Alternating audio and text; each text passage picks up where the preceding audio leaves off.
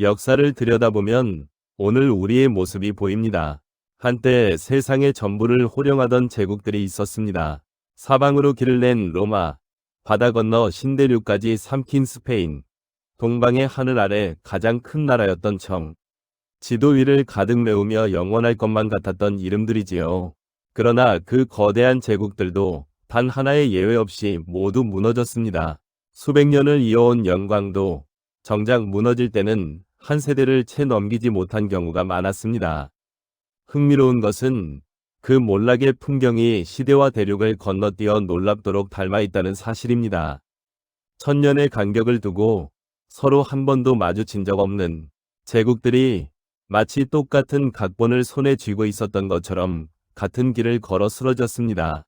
오늘은 무너진 제국들이 공통으로 보였던 세 가지 징조를 함께 짚어보려 합니다.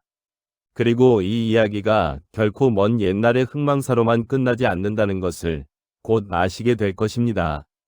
한 사람의 삶에도 한 조직의 흥망에도 같은 징조가 어김없이 모습을 드러내곤 하니까요. 제국의 몰락은 대개 하루아침에 닥치지 않았습니다. 거대한 댐이 한순간에 터지는 것처럼 보여도 사실 그 안에서는 오래전부터 미세한 균열이 소리 없이 번지고 있었던 것이지요. 무너진 제국들에게는 한 가지 뼈아픈 공통점이 있었습니다. 그들은 가장 강성했던 바로 그 순간에 가장 깊이 방심했다는 것입니다. 위기의 신호는 늘 미리 찾아왔습니다. 변방에서 다급하게 올라오는 보고 서서히 바닥을 드러내는 굳고 조용히 멀어져가는 민심. 그러나 정점에 오른 제국은 그 신호를 애써 읽으려 하지 않았습니다. 우리는 다르다고, 우리만은 무너지지 않는다고 믿었기 때문이지요. 로마는 국경 너머에서 세력을 키우던 게르만 부족들의 움직임을 오래도록 대수롭지 않게 여겼고, 손과 명은 북방의 기마 민족을 끝내 과소평가했습니다. 세계의 절반을 손에 쥐었던 스페인조차 곳간이 비어가는 소리를 영광의 함성으로 덮어버렸습니다. 역사가 우리에게 건네는 첫 번째 경고는 바로 이것입니다. 몰락은 외부의 적이 강해서가 아니라 내부가 먼저 약해졌을 때 찾아온다는 것. 성벽을 무너뜨리는 것은 적의 투석기이지만 그 성벽을 안에서부터 갉아먹는 것은 언제나 제국 자신이었습니다. 적은 그저 이미 속이 비어버린 거목을 마지막으로 밀어 넘어뜨렸을 뿐이지요. 거대한 제국의 끝은 요란한 굉음과 함께 닥치기보다 익숙한 일상 속으로 조용히 스며들듯 찾아오는 경우가 많았습니다. 그래서 더욱 무서운 것이지요. 정작 무너지는 당사자는 자신이 무너지고 있다는 사실조차 알아채지 못했으니까요. 그러니 우리가 배워야 할 것은 분명합니다.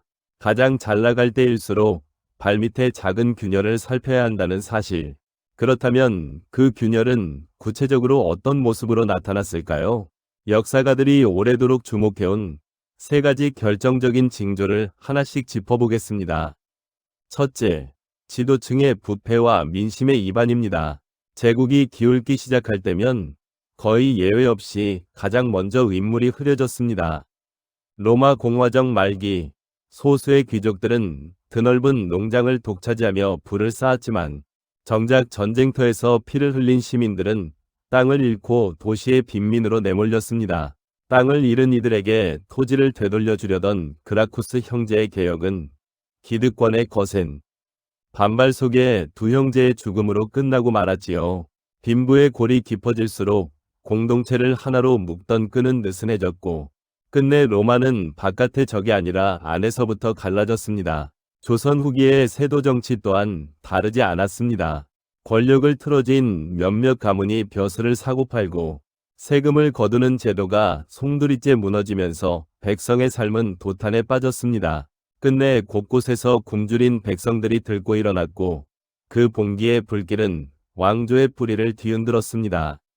지도층이 공동의 책임을 져버리고 제 곳간만 채울 때 민심은 소리 없이 등을 돌립니다.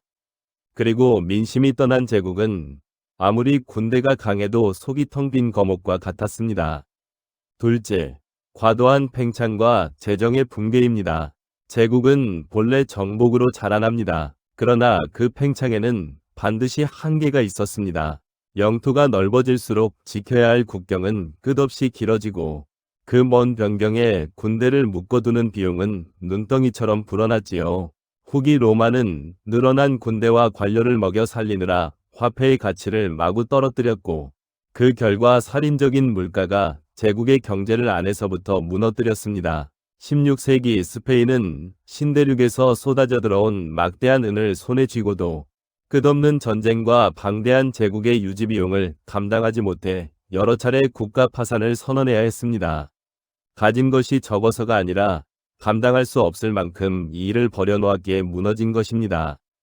역사학자들은 이를 두고 제국의 과도한 확장이라 부릅니다. 능력보다 욕심이 앞설 때 가장 화려한 팽창이 곧 가장 위태로운 균열로 바뀐다는 뼈아픈 교훈이지요.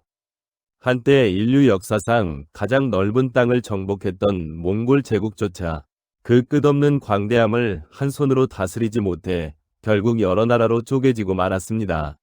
넓힐 줄만 알고 거둘 줄을 몰랐던 제국은 끝내 제 무게를 스스로 감당하지 못했던 것입니다. 한때의 성공은 종종 가장 무서운 덫이 되었습니다. 과거의 방식으로 정점에 오른 제국일수록 세상이 바뀌어도 그 방식을 좀처럼 놓지 못했기 때문입니다. 18세기 말 영국의 사절단이 청을 찾아와 교역의 문을 넓히자고 청했을 때 당시 황제는 천조는 물산이 풍부하여 부족한 것이 없다며 그 제안을 물리쳤다고 전해집니다. 스스로를 세상의 중심이라 여긴 청은 서양에서 밀려오는 산업화의 거센 물결을 애써 외면했습니다. 변화를 요구하는 목소리는 묵살되었고 굳게 닫힌 문 안에서 제국은 조용히 시대에 뒤처져 갔지요. 그리고 반세기 뒤 아편전쟁의 포성과 함께 영원할 것 같던 천조의 자존심은 무참히 깨지고 말았습니다. 어제의 정답이 오늘의 정답일 수는 없습니다. 변화하지 못하는 강함은 실은 가장 부서지기 쉬운 강함이었습니다. 한때 유럽 전체를 떨게 했던 오스만 제국 역시 시대의 변화를 거듭놓치며 끝내 유럽의 병자라 불리는 처지로 저물어 갔습니다. 1000년 전 송나라의 한 학자가 평생을 바쳐 거대한 역사서를 엮었습니다. 그의 이름은 사마광, 책의 이름은 자치통감이었습니다. 다스림에 도움이 되는 거울이라는 뜻이지요. 그는 까마득한 옛 왕조부터 당대에 이르기까지 1000년이 넘는 세월 동안 명멸한 수많은 나라의 흥망을 한데 모아 황제에게 바쳤습니다. 그가 그 끝없는 작업에 일생을 건 이유는 단 하나였습니다. 지난날의 흥망을 거울로 삼아 부디 같은 실수를 되풀이하지 말라는 것이었지요.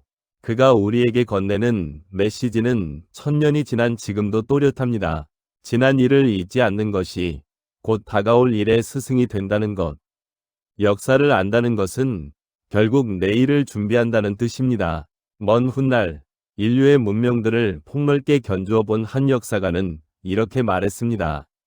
모든 문명은 거듭 도전에 부딪히며 그 도전에 슬기롭게 응답한 문명은 살아남고 응답하지 못한 문명은 쇠퇴한다고 말이지요. 시대도 언어도 달랐던 동서양의 두 지성이 결국 같은 결론에 다다른 셈입니다. 무너진 제국과 살아남은 제국을 가른 것은 운이 아니라 위기 앞에서 보인 응답의 차이였다는 것입니다. 그리고 그 응답은 언제나 사람의 선택에서 비롯되었습니다. 역사는 되풀이되지만 아는 자는 같은 실수를 되풀이하지 않습니다. 부패로 민심을 잃고 욕심으로 한계를 넘으며 변화 앞에서 눈을 감는 것. 무너진 제국들이 똑같이 보였던 이 세 가지 징조는 사실 거대한 나라에만 해당하는 이야기가 아닙니다.